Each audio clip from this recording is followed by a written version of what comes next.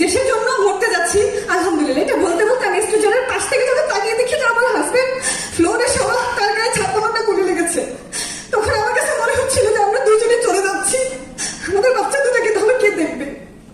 একটা পর্যায়ে আমাদের ওখান থেকে চিকিৎসা পুরোপুরি সম্পূর্ণ মানে করতে পারেনি, আমাদেরকে বের করে দিচ্ছিল কোন রকম প্রাথমিক চিকিৎসা দিয়ে। পরে আমরা ওখান থেকে সোহরাওয়ার্দী হাসপাতালে যাই অনেক কষ্ট করে।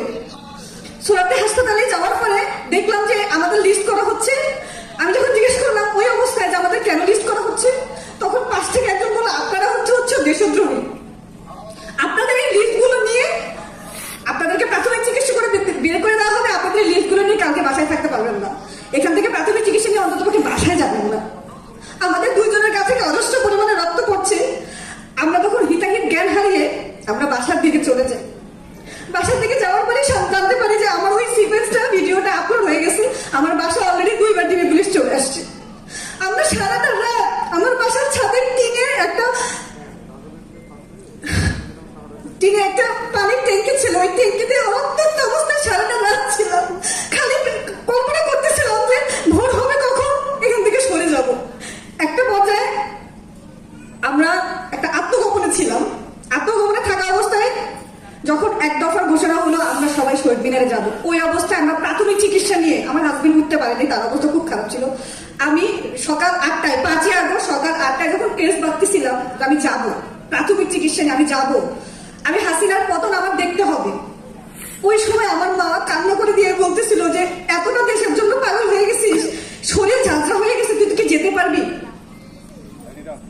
যে আকাঙ্ক্ষা নিয়ে 5ই আগস্ট হয়েছিল, আমরা যে স্বপ্ন দেখেছিলাম, আমরা যে কল্পনা করেছিলাম যে কুত্তা বাহিনী, যে আওয়ামী লীগের দৈত্য বাহিনী আমাদেরকে এভাবে মেরেছে, আজকে এখানে দাঁড়িয়ে আছে, আমার কাছে মনে হয় যে এগুলো মাইনাস, মানে একটা বোনাস জীবন পেয়েছি।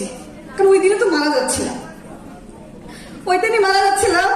তো যে স্বপ্ন নিয়ে 5ই আগস্টের পরে যে স্বপ্নটা দেখেছিলাম, ওই স্বপ্নটা আসলে পূরণ হয়নি। ওই স্বপ্নটা পূরণ হয়নি, এখনো খারাপ লাগে। এখনো আমাদের দেখতে হয় যে আওয়ামী লীগের গুন্ডা বাহিনীরা এলাকায় ঘুরছে। আওয়ামী লীগের যে গুন্ডা বাহিনী আমার গায়ে গুলি করেছিল, আমার হাজবেন্ডের গায়ে গুলি করেছিল, তাদেরকে আমরা চোখের সামনে এখন দেখি। যখন বলি তাদেরকে কেন অ্যারেস্ট করা হয় না, কেন করেন না, নীরব চুপ হয়ে থাকে।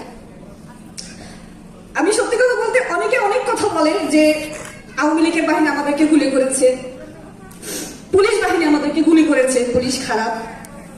আমি জানি এই কথাটা শুনে অনেকেই ভালো লাগবে না, তবে ছোট্ট করে বলি, অনেক কথা একটু বেশি হয়ে গেছে, অল্পের ভিতরে সেরে দিচ্ছি। আমার ভাই আমার বাবা দুজনেই পুলিশের কর্মরত অবস্থায় আছে, দুজনেই কিন্তু 24-এর গণ অভ্যুত্থানকে সাপোর্ট করেছে।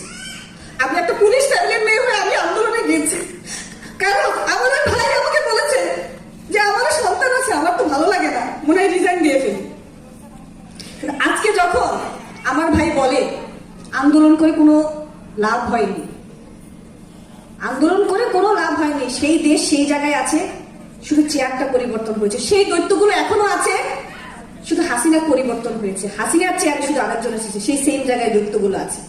আমি বলবো আমরা পরিবর্তন চাই, যে সরকারি আসুক আমরা পরিবর্তন চাই।